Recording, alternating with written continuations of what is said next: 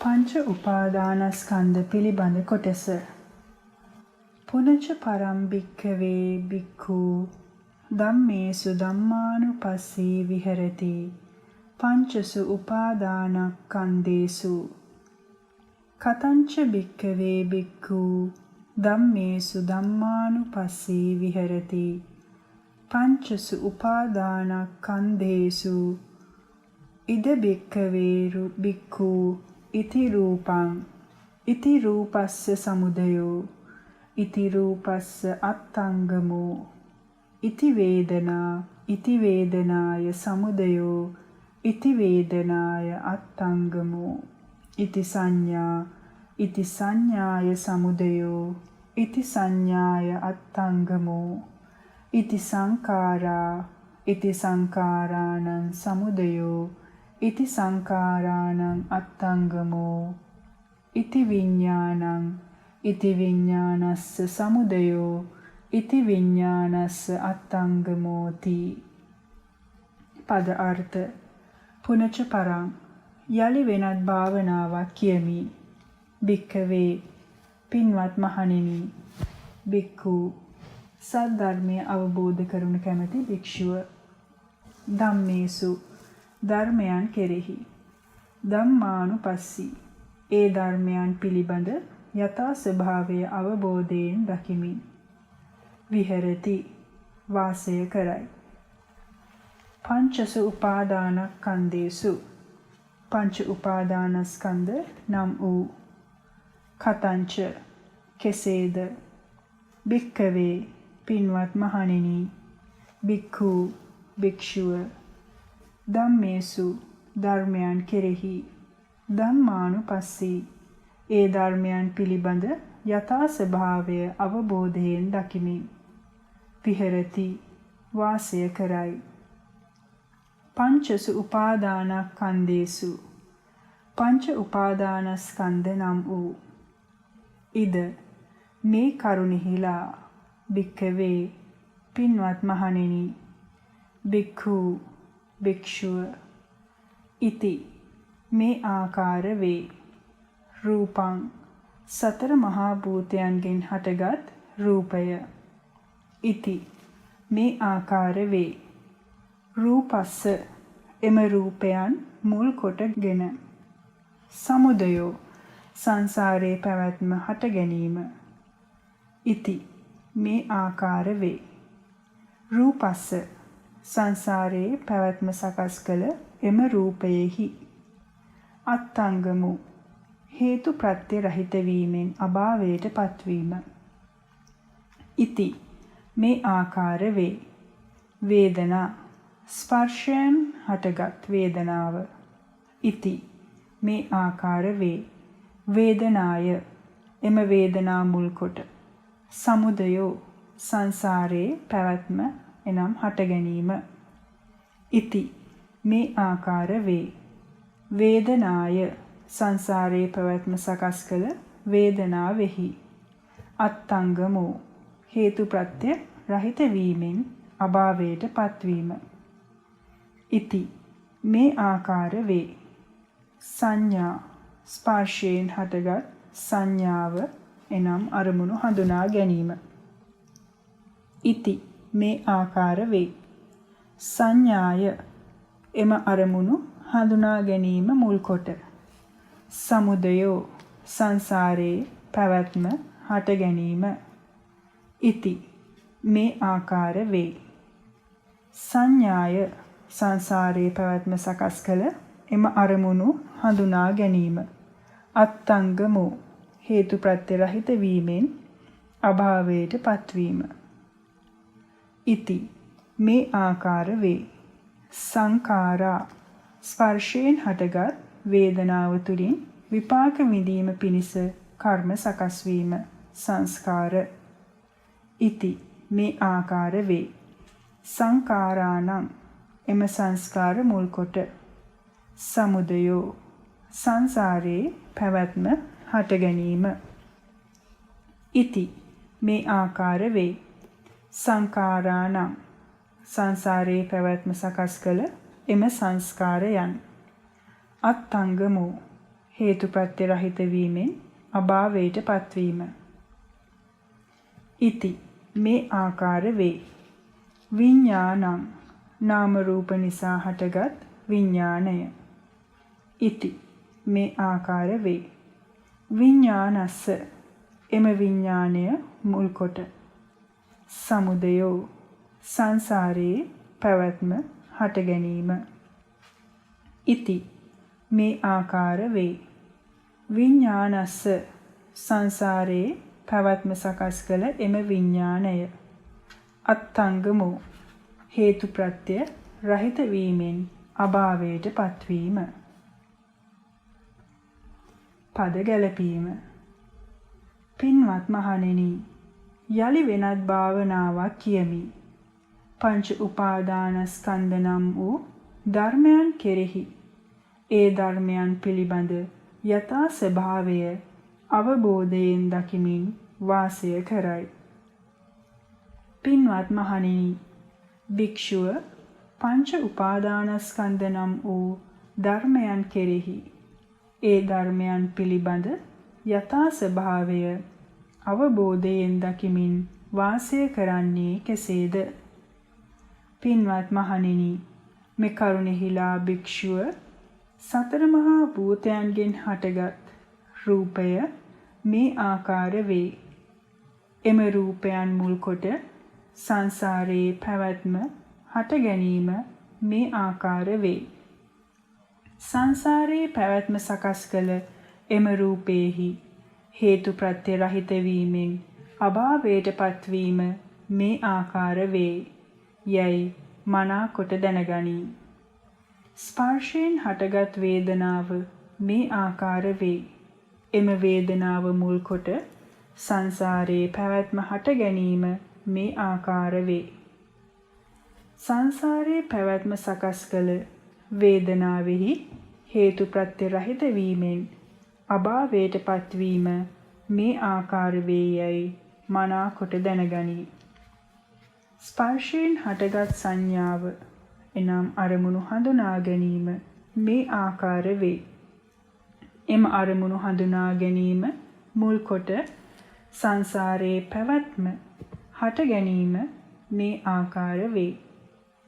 සංසාරයේ පැවැත්ම සකස් කළ එම අරමුණු හඳුනා ගැනීම හේතුප්‍රත්‍ය රහිත වීමෙන් අභාවයට පත්වීම මේ ආකාර වේයයි මනා කොට දැනගනී.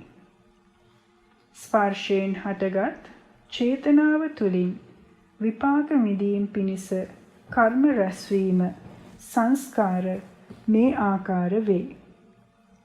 එම සංස්කාර මුල් කොට සංසාරයේ පැවැත්ම හට ගැනීම මේ ආකාර වේ. සංසාරයේ පැවැත්ම සකස් කළ එම සංස්කාරයන් හේතුප්‍රත්‍ය රහිත වීමෙන් අභාවයට පත්වීම මේ ආකාර වේයයි මනා කොට දැනගනී. නාම රූප නිසා හටගත් විඥාණය මේ ආකාර වේ. එම විඥාණය මුල් කොට සංසාරයේ පැවැත්ම හට ගැනීම මේ ආකාර වේ. සංසාරයේ පැවැත්ම සකස් කළ එම විඥාණය හේතුප්‍රත්‍ය රහිත වීමෙන් අභාවයට පත්වීම මේ ආකාර වේයයි මනා කොට දැනගනී. විස්තර. පංච උපාදානස්කන්ධයන් පිළිබඳව ඊතා පරිපූර්ණ වශයෙන් අවබෝධයක් ඇති කරගත හැකි ආකාරයේ විස්තර සද්ධර්මයේ ඊතා පැහැදිලිව දක්නට ලැබේ. පින්වත් මහණෙනි, අවබෝධ ඥානයක් තුලින් ඊ타ම පැහැදිලි ලෙස කෙලෙස් ප්‍රහාණය වන පරිදි පූර්ණ වශයෙන් තේරුම් ගත යුතු පරිඤ්ඤය දෙය කුමක්ද? එනම් මේ පංච උපාදානස්කන්ධයන්ය. මහා සලායතනික සුත්ත මජ්ක්‍ධිම නිකාය. පින්වත් මහණෙනි, පරම සත්‍ය වශයෙන් අවබෝධ කළ යුතු දුක කුමක්ද? එනම් මේ පංච උපාදානස්කන්ධයයි. කන්ද සුත්ත සංයුක්ත නිකාය. සාමාන්‍යයෙන් පංච උපාදානස්කන්ධයන් විස්තර කරන තැන්වලදී සමුදය යන වචනය හට ගැනීම හැටියටත් අත්ංගමය අස්තංගමය යන වචනය අභාවයට පත්වීම හැටියටත් ය අප තේරුම්ගෙන තිබෙන්නේ. එහෙත් සද්ධර්මයේ තුලින් ඒ කරුණු මනාව ඉගෙන ගැනීමේදී ඊට වඩා පරම ගම්භීර අර්ථයකින් සමුදය අත්ංගමය යන වචන බුදුරජාණන් වහන්සේ අපට කියා දුන් බව දැන් දැක්ක හැකිය. පින්වත් මහණෙනි, මේ චිත්ත සමාධිය ඊතා හොඳින් දියුණු කරන්න. එවිට පින්වත් මහණෙනි, එසේ සමාධිය හොඳින් සකස් කරගත් භික්ෂුවට ජීවිතයේ සැබෑම වූ తත්වය ඒ ආකාරයෙන්ම දැකිය හැකිය. ජීවිතයේ සැබෑම වූ తත්වය හැටියට ඔහු දකින්නේ කුමක්ද?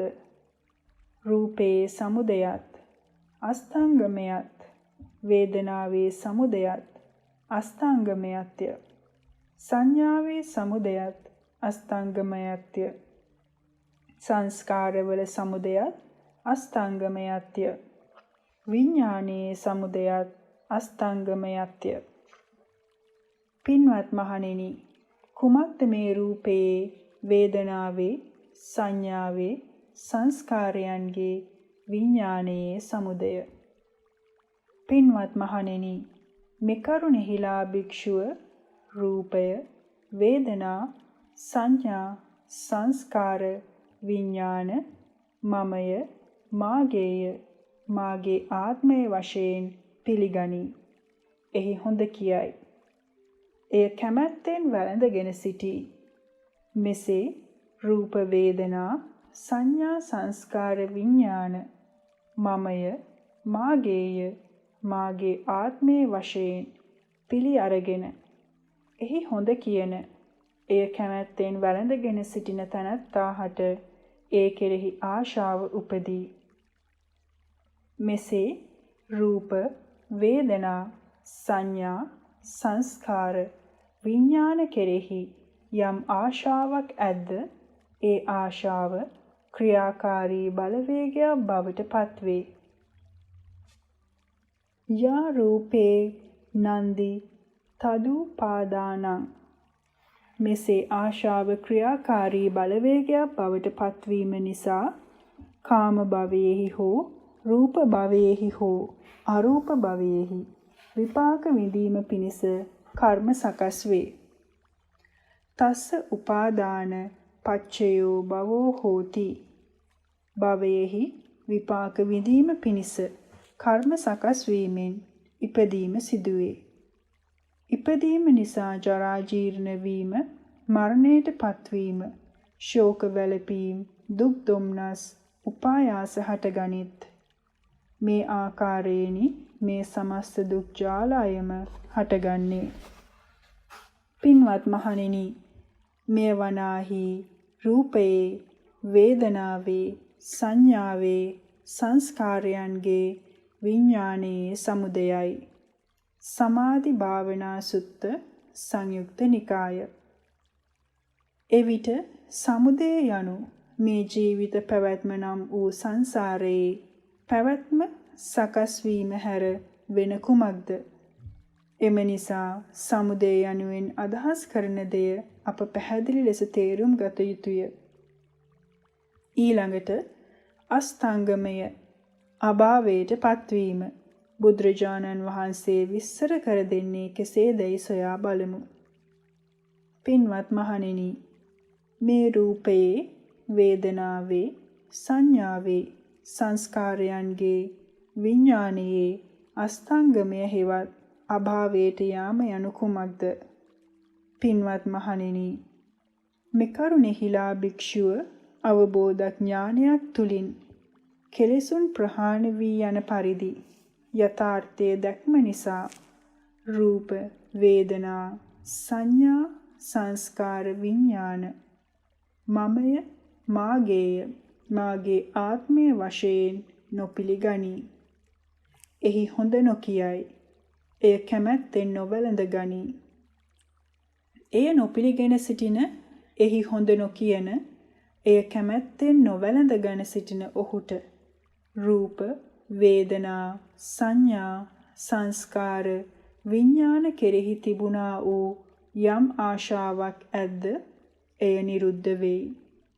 මෙසේ ආශාව නිරුද්ධ වීම නිසා ඔහුට එය ක්‍රියාකාරී බලයක් බවට පත්වීමේ ස්වභාවය නිරුද්ධ වී යයි. තස්ස නන්දි නිරෝධා උපාදාන නිරෝධෝ. එසේ ආශාව ක්‍රියාකාරී බලයක් බවට පත්වීමේ ස්වභාවය නිරුද්ධ වීම නිසා කාම භව, රූප භව, අරූප භවයෙහි විපාක විඳීම පිණිස කර්ම සකස් නොවී යයි. උපාදාන නිරෝධෝ භව නිරෝධෝ. මෙසේ භවය නිරුද්ධ වීම නිසා උපතක් සකස් නොවේ. කවර හෝ භවයක උපතක් සකස් නොවීම නිසා ජරා ජීර්ණ වීම, මරණයට පත්වීම, ශෝක, වැළපීම්, දුක් දොම්නස්, උපායාස නිරුද්ධ වී යයි. මේ ආකාරයට පැතිර පවත්නා මහත් වූ දුක්ඛ ජාලය නිරුද්ධ වේ.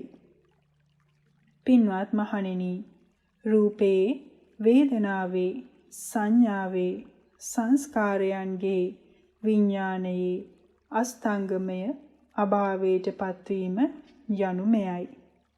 සමාධි භාවනා සුත්ත සංයුක්ත නිකාය. එසේනම් අස්තංගමයට පත්වීම නිකම්ම නිකං අභාවයට පත්වීමක්, වෙනස් වී යෑමක්, වෙනසී යෑමක් නොවේ. මුළුමනින්ම සාංසාරික පැවැත්ම සකස් නොවීමෙන් අභාවයට පත්වීමකි. හොඳයි. එසේනම් දැන් විමසා බැලිය යුත්තේ පංච උපාදානස්කන්ධයන්ට ස්කන්ධ කියන්නේ කුමන කරුණක් නිසාද කියාය. මේ පිළිබඳව අපගේ ශාස්ත්‍ර වූ බුදුරජාණන් වහන්සේගෙන් එක් දිනක් මෙසේ විමසීය. භාග්‍යවත් බුදුරජාණන් වහන්සේ, මේ පංච උපාදානස්කන්ධයන්ට ස්කන්ධ කියන්නේ කුමන කරුණක් නිසාද? පින්වත් භික්ෂුව, ඔය පංච උපාදානස්කන්ධයන්ට ස්කන්ධ කියන්නේ මෙන්න මේ කරුණ නිසායි. එනම් නිරුද්ධ වී විපර්යාසයට පත් වී ගිය අතීත ඌද, හට නොගත් පහළ නො වූ අනාගතය ඌද, හටගත් පහළ වූ වර්තමාන ඌද තමාගේ යයි සලකන්නා වූ ආධ්‍යාත්ම හෝ තමාගෙන් බාහිර ලෙස සලකන්නා වූ බාහිර හෝ ගොරෝසු වූ ඕලාරික හෝ සියුම් වූ එනම් සුකුම හෝ ලාමක ස්වරූපයෙන් පවත්නා වූ හීන හෝ උසස් ස්වරූපයෙන් පවත්නා වූ ප්‍රනීත හෝ දුරින් පවත්නා වූ හෝ ළඟින් පවත්නා වූ හෝ යම් රූපයක් ඇද්ද එය රූපස්කන්ධය නමින් හඳුන්වනු ලැබේ. යම් කිසි වේදනාවක් ඇද්ද එය වේදනාස්කන්ධය නමින් හඳුන්වනු ලැබේ. යම් කිසි අරමුණු හඳුනා ගැනීමක් ඇද්ද එය සංඥාස්කන්ධ නමින් හඳුන්වනු ලැබේ. යම් කිසි සංස්කාරයක් ඇද්ද එය සංස්කාරස්කන්ධ නමින් හඳුන්වනු ලැබේ. යම් කිසි විඥානයක් ඇද්ද එය විඥානස්කන්ධය නමින් හඳුන්වනු ලැබේ. පුන්නමා සුත්ත සංයුක්ත නිකාය. මෙයින් ඊටාම පැහැදිලි ලෙස එක් දෙයක් පෙනේ. ස්කන්ධය යන වචනයට ගොඩක්, රාශියක්, සමූහයක් යන අදහස් භාවිතා කරන නමුත් එහි සැබෑ අර්ථය එය නොවන බවයි. එසේනම් ස්කන්ධ යන වචනේ ඊට අදාළ නිවැරදි අර්ථය අතීත, අනාගත, වර්තමාන යන කාලය හා ආධ්‍යාත්ම, බාහිර, ගොරෝසු, සියුම්, හීන, ප්‍රනීත, දුර, ළඟ යන ප්‍රනීත අවකාශය තුල පැවැත්ම වශයෙන් අපට පැහැදිලිව තෝරා බේරාගත හැක. එසේනම් කාලය හා අවකාශය තුල පවත්නා මේ ස්කන්ධයන්ගේ සකස් වීමට උපකාරීව තිබෙන්නේ කවර දෙයක්දැයි විමසා බැලිය යුතුය. භාග්‍යවත් බුදුරජාණන් වහන්සේ මේ රූපස්කන්ධය කියා දෙයක් සකස් වුණේ කුමන කරුණක් නිසාද? වේදනාස්කන්ධය කියා දෙයක් සකස් වුණේ කුමන කරුණක් නිසාද? සංඥාස්කන්ධය කියා දෙයක් සකස් වුණේ කුමන කරුණක් නිසාද? සංස්කාරස්කන්ධය කියා දෙයක් සකස් වුණේ කුමන කරුණක් නිසාද? විඥානස්කන්ධය කියා දෙයක් සකස් වුණේ කුමන කරුණක් නිසාද? පින්වත් භික්ෂුව, සතර මහා භූතයන් නිසාය රූපස්කන්ධය කියා දෙයක් සකස් වුණේ. ස්පර්ශය නිසාය වේදනාස්කන්ධය කියා දෙයක් සකස් වුණේ. ස්පර්ශය නිසාය සංඥාස්කන්ධය කියා දෙයක් සකස් වුණේ. ස්පර්ශය නිසාය සංස්කාරස්කන්ධය කියා දෙයක් සකස් වුණේ. නාම රූප නිසාය විඥානස්කන්ධය කියා දෙයක් සකස් වුණේ. පුන්නමා සුත්ත සංයුක්ත නිකාය.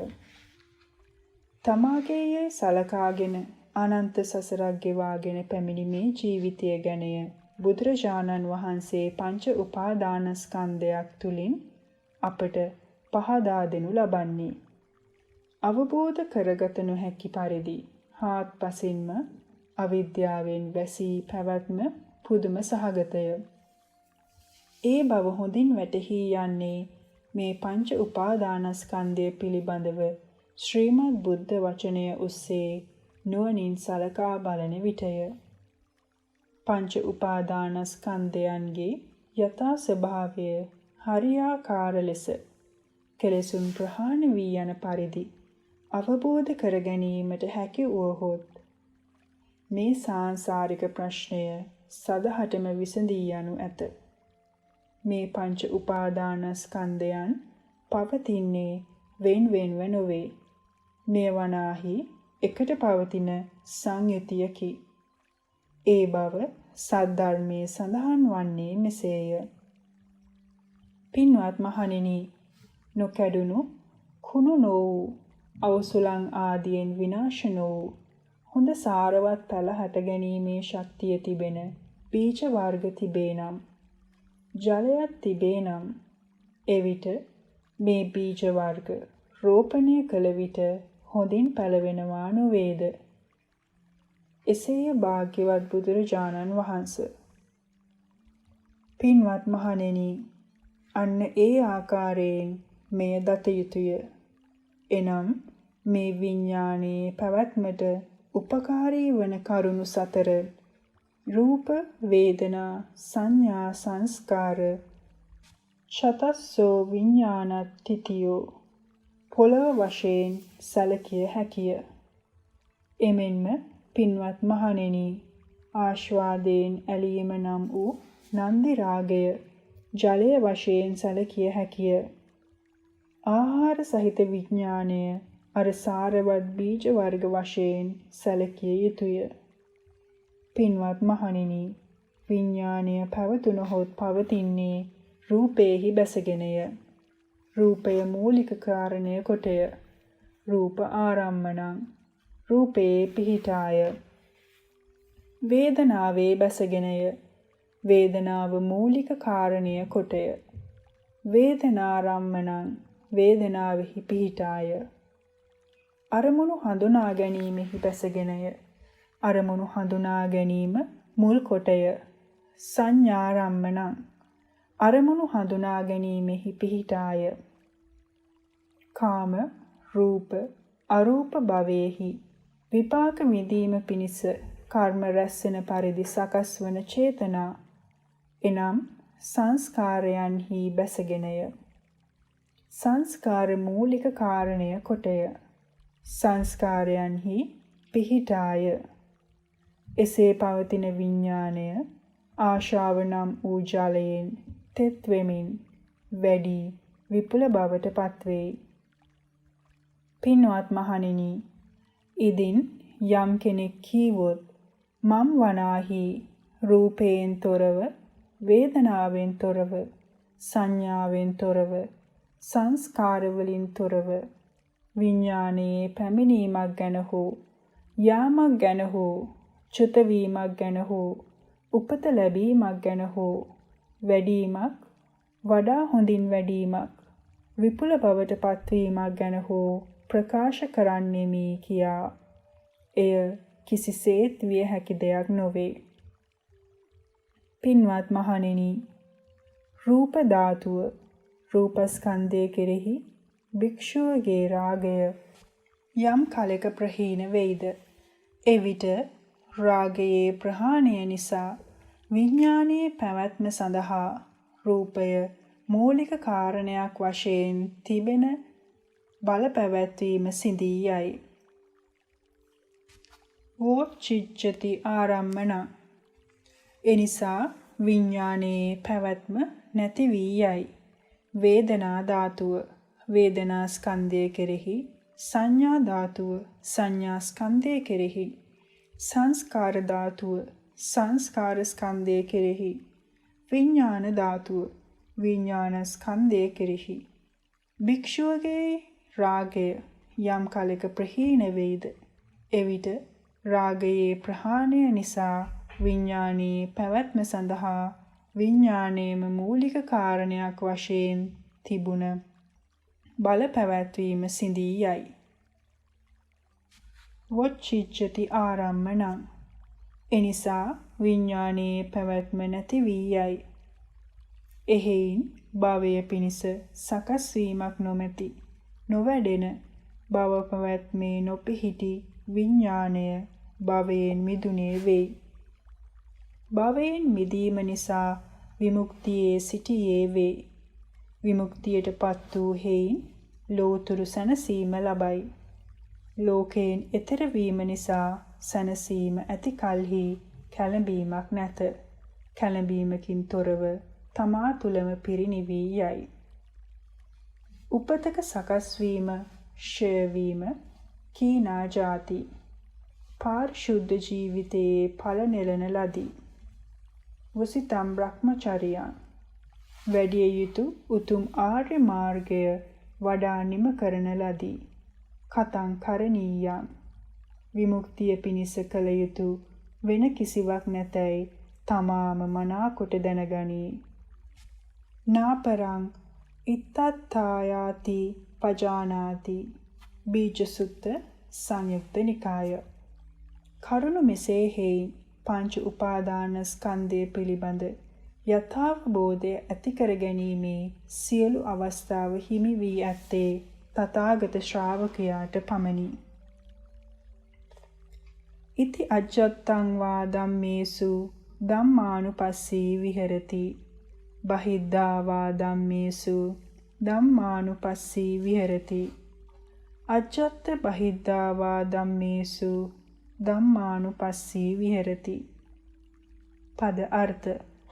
ඉති මේ ආකාරයෙන්, අජ්ජත්තං වා තමාගේ යයි සැලකනු ලබන, ධම්මේසු පංච උපාදානස්කන්ධ ධර්මයන් කෙරෙහි, ධම්මානුපස්සී එම ධර්මයන්ගේ යථා ස්වභාවය අවබෝධයෙන් දකිමින්, විහෙරති වාසය කරයි. බහිද්ධා වා තමාගෙන් බාහිර අනුන්ගේ යයි සැලකනු ලබන, ධම්මේසු පංච උපාදානස්කන්ධ ධර්මයන් කෙරෙහි, ධම්මානුපස්සී එම ධර්මයන්ගේ යථා ස්වභාවය අවබෝධයෙන් දකිමි, විහෙරති වාසය කරයි. අජ්ජත්ත බහිද්ධා වා තමාගේ යයි සැලකනු ලබන්නා ඌද තමාගෙන් බාහිර අනුන්ගේ යයි සැලකනු ලබන්නා ඌද, ධම්මේසු පංච උපාදානස්කන්ධ ධර්මයන් කෙරෙහි, ධම්මානුපස්සී එම ධර්මයන්ගේ යථා ස්වභාවය අවබෝධයෙන් දකිමින්, විහෙරති වාසය කරයි. පද ගැලපීම. මේ ආකාරයෙන් තමාගේ යයි සැලකනු ලබන පංච උපාදානස්කන්ධ ධර්මයන් කෙරෙහි එම ධර්මයන්ගේ යථා ස්වභාවය අවබෝධයෙන් දකිමින් වාසය කරයි. තමාගෙන් බාහිර අනුන්ගේ යයි සැලකනු ලබන පංච උපාදානස්කන්ධ ධර්මයන් කෙරෙහි එම ධර්මයන්ගේ යථා ස්වභාවය අවබෝධයෙන් දකිමින් වාසය කරයි. තමාගේ යයි සලකනු ලබන්නා වූද තමන්ගෙන් බාහිර අනුන්ගේ යයි සලකනු ලබන්නා වූද පංච උපාදානස්කන්ධ ධර්මයන් කෙරෙහිම ධර්මයන්ගේ යථා ස්වභාවය අවබෝධයෙන් දකිමින් වාසය කරයි. සමුදය ධම්මානුපස්සීවා ධම්මේසු විහෙරති. වය ධම්මානුපස්සීවා ධම්මේසු විහෙරති. සමුදය වය ධම්මානුපස්සීවා ධම්මේසු විහෙරති. පද අර්ථ. සමුදය ධම්මානුපස්සීවා හේතුප්‍රත්‍ය සහිතව පංච උපාදානස්කන්ධ ධර්මයන් හටගන්නා ආකාරයේද අවබෝධයෙන් දකිමින් ධම්මේසු ධම්මානුපස්සනාවෙන් විහෙරති වාසය කරයි. වය ධම්මානුපස්සීවා එම හේතු ප්‍රත්‍යයන්ගේ නැසී යාමෙන් පංච උපාදානස්කන්ධ ධර්මයන් නැසී යන ආකාරයේද අවබෝධයෙන් දකිමින් ධම්මේසු ධම්මානුපස්සනාවෙන් විහෙරති වාසය කරයි. සමුදය වය ධම්මානුපස්සීවා හේතුප්‍රත්‍ය සහිතව පංච උපාදානස්කන්ධ ධර්මයන් හටගන්නා ආකාරයේද එම හේතුප්‍රත්‍යයන්ගේ නැසී යාමෙන් පංච උපාදානස්කන්ධ ධර්මයන් නැසී යන ආකාරයේද අවබෝධයෙන් දකිමින් ධම්මේසු ධම්මානුපස්සනාවෙන් විහෙරති වාසය කරයි. පද ගැලපීම. මෙසේ හේතු ප්‍රත්‍ය සහිතව පංච උපාදානස්කන්ධ ධර්මයන් හටගන්නා ආකාරයේද අවබෝධයෙන් දකිමින් ධම්මානුපස්සනාවෙන් වාසය කරයි. එම හේතු ප්‍රත්‍යයන්ගේ නැසී යාමෙන් පංච උපාදානස්කන්ධ ධර්මයන්ද නැසී යන ආකාරයේද අවබෝධයෙන් දකිමින් ධම්මානුපස්සනාවෙන් වාසය කරයි. හේතුප්‍රත්‍ය සහිතව පංච උපාදානස්කන්ධ ධර්මයන් හටගන්නා ආකාරයේද එම හේතුප්‍රත්‍යයන්ගේ නැසී යාමෙන් පංච උපාදානස්කන්ධ ධර්මයන් නැසී යන ආකාරයේද අවබෝධයෙන් දකිමින් ධම්මානුපස්සනාවෙන් වාසය කරයි. අත්ති ධම්මාතිවා පනස්ස සතිපච්චුපට්ඨිතා හෝති. යාව දේව ඥානමත්තාය පතිස්සති මත්තාය අනිස්සිතෝච විහෙරති. නච කිංචි ලෝකේ උපාදීයති. එවං පිකෝ භික්ඛවේ භික්ඛු ධම්මේසු ධම්මානුපස්සී විහෙරති පංචසු උපාදානස්කන්ධේසු. පද අර්ථ. අත්ති ධම්මාතිවා හේතු ප්‍රත්‍යයන්ගෙන් සකස් වූ සංකත ධර්මයක් වශයෙන් පවත්නා අනිත්‍ය වූ දුක් වූ අනාත්ම වූ පංච උපාදානස්කන්ධ ධර්මයන් ඇතැයි. 50 සද්ධර්මය අවබෝධ කරනු කැමැති භික්ෂුව හට සති පංච උපාදානස්කන්ධ ධර්මයන් කෙරෙහි මනාව යොමු කළ සිහිය. පච්චුපට්ඨිතා හෝති බලවත්ව පිහිටියේ වෙයි. යාව දේව එසේ පංච උපාදානස්කන්ධ ධර්මයන් කෙරෙහි බලවත්ව පිහිටි සිත තව දුරටත් ඥානමත්තාය අවබෝධ ඥානය පිරිසිදු වීම පිණිසද පතිස්සති මත්තාය බලවත්ව සතිය දියුණු වීම පිණිසද පවතී. අනිස්සිතෝච මේ හේතු ප්‍රත්‍යයන්ගෙන් හටගත් පංච උපාදානස්කන්ධ ධර්මයන් මමය මාගේය මාගේ ආත්මය වශයෙන් ග්‍රහණය කරනුගෙන විහෙරති වාසය කරයි. නච කිංචි ලෝකේ උපාදීයති ලෝකේ කිසිවක් කිසිම පිළිවෙලකින් ග්‍රහණය කර නොගනී. එවං පිකෝ මේ ආකාරයෙන්ද භික්ඛවේ පින්වත් මහණෙනි, භික්ඛු භික්ෂුව ධම්මේසු ධර්මයන් කෙරෙහි ධම්මානුපස්සී ධම්මානුපස්සනාවෙන් විහෙරති වාසය කරයි. පංචසු උපාදානස්කන්ධේසු පංච උපාදානස්කන්ධයන් නම් වූ පද ගැලපීම. සද්ධර්මය අවබෝධ කරනු කැමති භික්ෂුව හට මේ ආකාරයට සංකත ධර්මයක් වශයෙන් පවත්නා අනිත්‍ය වූ, දුක් වූ, අනාත්ම වූ පංච උපාදානස්කන්ධ ධර්මයන් ඇතැයි පංච උපාදානස්කන්ධ ධර්මයන් කෙරෙහි මනාව යොමු කළ සිහිය බලවත්ව පිහිටියේ වෙයි. එසේ පංච උපාදානස්කන්ධ ධර්මයන් කෙරෙහි බලවත්ව පිහිටි සිත තව දුරටත් අවබෝධඥානීය පිරිසිදු වීම පිණිසද බලවත්ව සතිය දියුණු වීම පිණිසද පවතී. මේ හේතු ප්‍රත්‍යයන්ගෙන් හටගත් පංච උපාදානස්කන්ධ ධර්මයන් මමය, මාගේය, මාගේ ආත්මය වශයෙන් ග්‍රහණය කර නොගෙන වාසය කරයි. ලෝකේ කිසිවක් කිසිම පිළිවෙලකින් ග්‍රහණය කර නොගනී. පින්වත් මහණෙනි, මේ ආකාරයෙන්ද භික්ෂුව පංච උපාදානස්කන්ධයන් නම් වූ ධර්මයන් කෙරෙහි ධම්මානුපස්සනාවෙන් වාසය කරයි. කන්ද පබ්බං නිට්ඨිතං පංච උපාදානස්කන්ධය මුල් කොට කෙරෙන භාවනා කොටස නිමා විය.